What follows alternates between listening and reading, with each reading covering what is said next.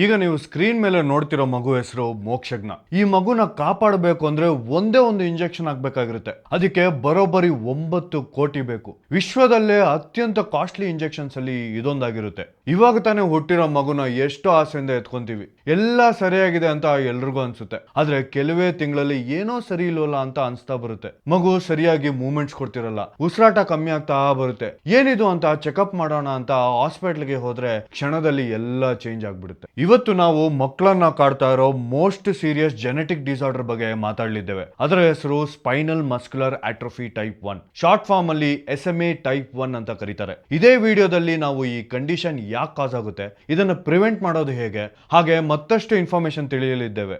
ಈ ಡಿಸಾರ್ಡರ್ ಬಗ್ಗೆ ಪೂರ್ತಿ ಡೀಟೇಲ್ಸ್ಗೆ ಹೋಗೋ ಮುಂಚೆ ನಾನು ನಿಮಗೆ ಒಂದು ಸಣ್ಣ ಕತೆ ಹೇಳ್ತೀನಿ. ಒಂದು 24-25 ವಯಸ್ಸಿನ ಹುಡುಗ ಇಂಜಿನಿಯರಿಂಗ್ ಕಂಪ್ಲೀಟ್ ಮಾಡಿಕೊಂಡು ಜೀವನದ ಮೇಲೆ ಹತ್ತಾರು ಆಸೆಗಳನ್ನ ಇಟ್ಕೊಂಡು ಒಂದು ಒಳ್ಳೆ ಕಂಪನಿ ಜಾಯ್ನ್ ಆಗ್ತಾರೆ. ಎಲ್ಲ ಚೆನ್ನಾಗಿ ಹೋಗ್ತಾ ಇರುತ್ತೆ. ಸ್ವಲ್ಪ ವರ್ಷಗಳಲ್ಲೇ ಮದುವೆ ಆಗುತ್ತೆ. ಇನ್ ಕೆಲವು ದಿನಗಳಲ್ಲೇ ಪ್ರೆಗ್ನೆನ್ಸಿ ಟೆಸ್ಟ್ ಪಾಸಿಟಿವ್ ಬರುತ್ತೆ. ಮನೆ ಎಲ್ಲೆಡೆ ಸಂಭ್ರಮ ತುಂಬಿಕೊಳ್ಳುತ್ತೆ. 9 ತಿಂಗಳಲ್ಲಿ ಒಂದು ಮುದ್ದಾದ ಗಂಡ್ಮಗು ಹುಡ್ತಾರೆ. ಅವ್ರಿಗೆ ಮೋಕ್ಷಜ್ಞ ಅಂತ ಹೆಸರಿಡ್ತಾರೆ.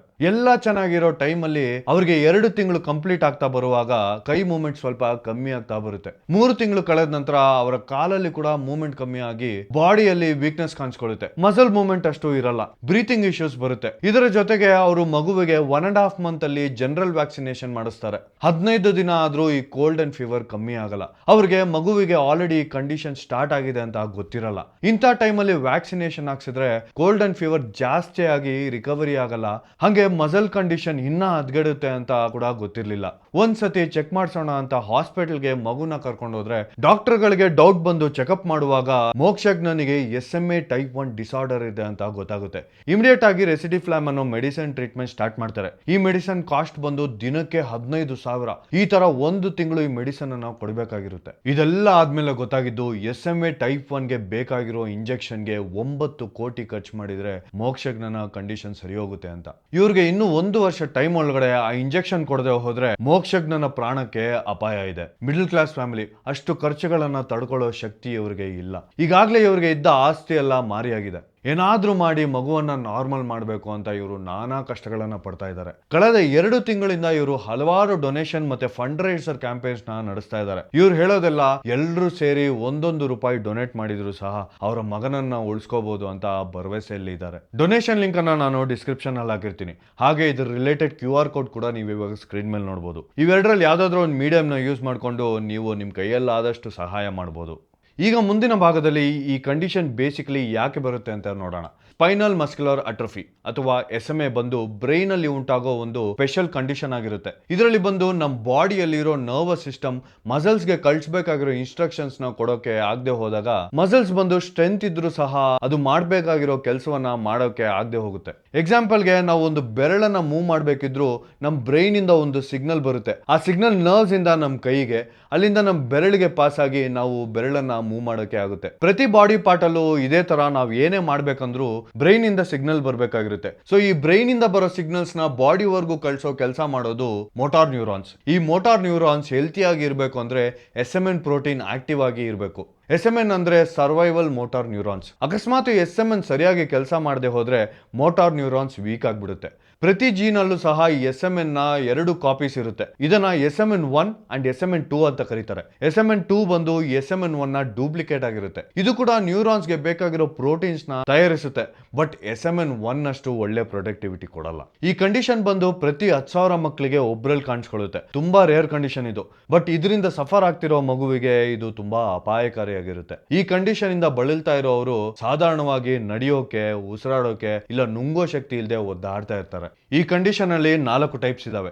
ಟೈಪ್ 1 ಬಂದು 6 ತಿಂಗಳ ಒಳಗಡೆ ಇರೋ ಮಕ್ಕಳಲ್ಲಿ ಕಾಣಿಸ್ಕೊಳ್ಳುತ್ತೆ. ಇವರಲ್ಲಿ 2 SMN ಜೀನ್ ಕಾಪೀಸ್ ಇರುತ್ತೆ. ಇವರಲ್ಲಿ ಯೂಶಲಿ ಕೈಕಾಲು ಆಡ್ಸೋದ್ರಲ್ಲಿ ಹಂಗೆ ಉಸಿರಾಟದಲ್ಲಿ ಕಷ್ಟ ಕಾಣಿಸ್ಕೊಳ್ಳುತ್ತೆ. ಟೈಪ್ 2 ಬಂದು 6 ತಿಂಗಳಿಂದ 12 ತಿಂಗಳ ಒಳಗಡೆ ಇರೋ ಮಕ್ಕಳಲ್ಲಿ ಕಾಣಿಸ್ಕೊಳ್ಳುತ್ತೆ. ಇವರಲ್ಲಿ 3 SMN ಕಾಪೀಸ್ ಇರುತ್ತೆ. ಇವರಲ್ಲಿ ಉಸಿರಾಟದ ಪ್ರಾಬ್ಲಮ್ ಮತ್ತೆ ನಡೆಯೋಕೆ ಕಷ್ಟ ಇರುತ್ತೆ. ಟೈಪ್ 3 ಬಂದು 18 ತಿಂಗಳಿಂದ 20 ವರ್ಷದ ಒಳಗಡೆ ಇರೋ ಅವರಲ್ಲಿ ಕಾಣಿಸ್ಕೊಳ್ಳುತ್ತೆ. ಇವರಲ್ಲಿ 4 SMN ಜೀನ್ ಕಾಪೀಸ್ ಇರುತ್ತೆ. ಇವ್ರು ಬಂದು ನಿಂತ್ಕೊಳ್ಳೋಕೆ, ನಡೆಯೋಕೆ ಕಲಿಬಹುದು. ಬಟ್ ಫ್ಯೂಚರ್ ಅಲ್ಲಿ ಹೋಗ್ತಾ ಹೋಗ್ತಾ ಆ ಅಬಿಲಿಟಿ ಕಮ್ಮಿ ಆಗೋ ಚಾನ್ಸಸ್ ಇರುತ್ತೆ. ಫೈನಲಿ ಟೈಪ್ 4 ಬಂದು 35 ವರ್ಷಗಳಿಗಿಂತ ಹೆಚ್ಚಿರೋರಲ್ಲಿ ಕಾಣಿಸುತ್ತೆ. ಇವರಲ್ಲಿ ಕೂಡ 4 SMN ಜೀನ್ ಕಾಪೀಸ್ ಇರುತ್ತೆ. ಇದು ಬಂದು ತುಂಬಾ ರೇರ್ ಟೈಪ್, ಬಟ್ ಸ್ಲೋ ಆಗಿ ನಡೆಯೋ ಅಬಿಲಿಟಿನ ಕಮ್ಮಿ ಮಾಡುತ್ತೆ. ಸೊ ಇದರ ಬೇಸಿಕ್ ಕಾಸಸ್ ಏನು ಅಂದ್ರೆ ಇದು ಬಂದು ಜೆನೆಟಿಕ್ ಆಗಿರುತ್ತೆ. ಶಾಕಿಂಗ್ ಅನ್ಸ್ಬೋದು, ಬಟ್ ಇದು ಮಕ್ಕಳಲ್ಲಿ ಅಡ್ವಾನ್ಸ್ ಆಗ್ಬೇಕು ಅಂದ್ರೆ ಇಬ್ರು ತಂದೆ ತಾಯಿಯವರು ಸಹ ಈ ಜೀನ್ ಡಿಫೆಕ್ಟ್ ಕ್ಯಾರಿಯರ್ಸ್ ಆಗಿರ್ಬೇಕು. ನಮ್ಮಲ್ಲಿ ಪ್ರತಿ 40 ಜನರಲ್ಲಿ ಒಬ್ಬರಿಗೆ ಈ ಜೀನ್ ಡಿಫೆಕ್ಟ್ ಇರುತ್ತೆ, ಬಟ್ ಅದು ತುಂಬಾ ಮೈಲ್ಡ್ ಆಗಿರುತ್ತೆ. ಸೊ ತಂದೆ ತಾಯಿ ಇಬ್ರು ಕ್ಯಾರಿಯರ್ಸ್ ಆಗಿದ್ರೆ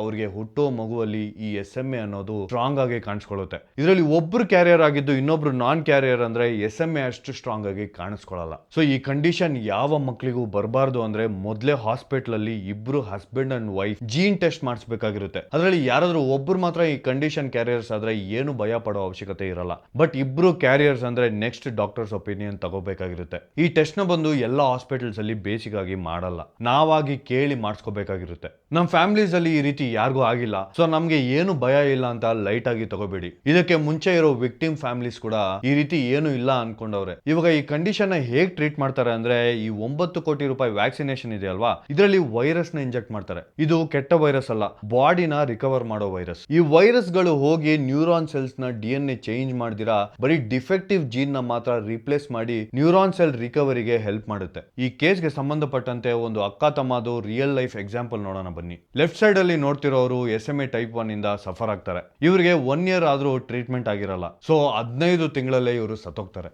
ಆದ್ರೆ ಸೆಂಟ್ರಲ್ಲಿ ಕಾಣಿಸ್ತಿರೋ ಫೋಟೋ ಅಲ್ಲಿ ಇರೋರು ಬಂದು ಈ ಹುಡುಗಿಗೆ ತಮ್ಮ ಆಗಿರ್ತಾರೆ. ಅವರಿಗೆ 10 ತಿಂಗಳಲ್ಲಿ ಟ್ರೀಟ್ಮೆಂಟ್ ಕೊಡ್ತಾರೆ. ಇವರು ಬಂದು 26 ತಿಂಗಳಲ್ಲಿ ಎದ್ದು ನಡೆಯೋ ಸ್ಟೇಜ್ಗೆ ಬರ್ತಾರೆ. ಅದರ ಫೋಟೋವನ್ನ ನೀವು ರೈಟ್ ಸೈಡ್ ನೋಡಬಹುದು. ಅಷ್ಟೇ ಅಲ್ಲ, ನಮ್ಮ ಇಂಡಿಯಾದಲ್ಲೇ ತುಂಬಾ ಜನ ಟೈಮ್ಗೆ ಇಂಜೆಕ್ಷನ್ ಅನ್ನ ಪಡೆದು ರಿಕವರ್ ಆಗಿರೋ ಎಕ್ಸಾಂಪಲ್ಸ್ ತುಂಬಾ ಇದಾವೆ. ಮೋಸ್ಟ್ ಆಫ್ ದ ಟೈಮ್ ಈ ರೀತಿ ಇರೋ ಮಕ್ಕಳು ಅವರ ಸೆಕೆಂಡ್ ಬರ್ತ್ಡೇ ಸೆಲೆಬ್ರೇಟ್ ಮಾಡೋ ಮುಂಚೆನೆ ಅವ್ರ ಜೀವ ಕಳ್ಕೊಂಡಿರ್ತಾರೆ. ಬಟ್ ಸರಿಯಾದ ಮೆಡಿಕಲ್ ಟ್ರೀಟ್ಮೆಂಟ್ ಕೊಟ್ರೆ ಆ ಮಗು ಪ್ರಾಣ ಉಳಿದು ಜೀವನ ಇಡೀ ಈ ಪ್ರಾಬ್ಲಮ್ ಬರದೇ ಇರೋ ಹಾಗೆ ಮಾಡೋಕೆ ಈ ಇಂಜೆಕ್ಷನ್ ಒಂದು ಕೊಟ್ರೆ ಸಾಕು. 1 ಇಯರ್ ಟೈಮ್ ತಗೊಳುತ್ತೆ ಅವರ ಬಾಡಿ ಕಂಪ್ಲೀಟ್ ಆಗಿ SMN1 ಜೀನ್ ನ ಎಲ್ಲಾ ನ್ಯೂರಾನ್ ಸೆಲ್ಸ್ ನು ಡೆವಲಪ್ ಮಾಡೋಕೆ. ಬಟ್ ಮತ್ತೆ ಮೋಕ್ಷಜ್ಞ ನಾರ್ಮಲ್ ಆಗೋಕೆ ಚಾನ್ಸಸ್ ಇದೆ. ಅದಕ್ಕೆ ನಾವೆಲ್ಲ ಕೂಡಿ ಬರ್ಬೇಕು. ಅವ್ರ ಪೇರೆಂಟ್ಸ್ ಹೇಳೋ ಪ್ರಕಾರ ಎಲ್ಲರೂ ಸೇರಿ ₹1 ಕೊಟ್ಟರು ಸಾಕು ಅಂತಾರೆ. ಬಟ್ ನಮ್ ಕೈಯಲ್ಲಿ ಆದಷ್ಟು ಕೊಟ್ಟು ಮೋಕ್ಷಜ್ಞನ ಪ್ರಾಣ ಉಳಿಸಿದ್ರೆ ಆ ಮಗುವಿಗೆ ಒಳ್ಳೆ ಜೀವನ ಕೊಡೋಕೆ ನಾವೆಲ್ಲ ಕಾರಣ ಆಗ್ತೀವಿ. ದಯವಿಟ್ಟು ನಿಮ್ ಕೈಯಲ್ಲಿ ಆದಷ್ಟು ಸಹಾಯ ಮಾಡಿ. ಲಿಂಕ್ಸ್ ಎಲ್ಲ ಡಿಸ್ಕ್ರಿಪ್ಷನ್ ಅಲ್ಲಿ ಇರುತ್ತೆ. ಹಾಗೆ ಇದು ರಿಲೇಟೆಡ್ QR ಕೋಡ್ ನ ಮತ್ತೆ ನಾನು ಸ್ಕ್ರೀನ್ ಮೇಲೆ ಡಿಸ್ಪ್ಲೇ ಮಾಡ್ತಿದ್ದೀನಿ. ಇದು ಯಾವುದೇ ರೀತಿ ಸ್ಕ್ಯಾಮ್ ಅಲ್ಲ. ನಾನು ಪರ್ಸನಲಿ ಈ ಫ್ಯಾಮಿಲಿಯ ಡೀಟೇಲ್ಸ್ ನ ವೆರಿಫೈ ಮಾಡಿ ಈ ವಿಡಿಯೋನ ಮಾಡ್ತಾ ಇದ್ದೀನಿ. ಹಾಗೆ ಈ ಮಗು ಬಗ್ಗೆ ಸಾಕಷ್ಟು ಸೆಲೆಬ್ರಿಟೀಸ್ ನ್ಯೂಸ್ ಚಾನೆಲ್ ಕವರೇಜ್ ಮಾಡಿದೆ ಈಗಾಗಲೇ. ಬಟ್ ಬೇಕಾಗಿರೋ ಅಮೌಂಟ್ ಕಲೆಕ್ಟ್ ಆಗ್ಬೇಕು ಅಂದ್ರೆ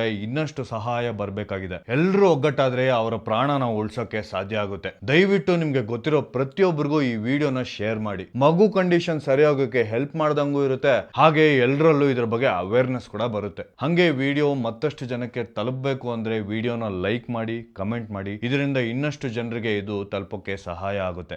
ಜೈ ಹಿಂದ್, ಜೈ ಕರ್ನಾಟಕ ಮಾತೆ.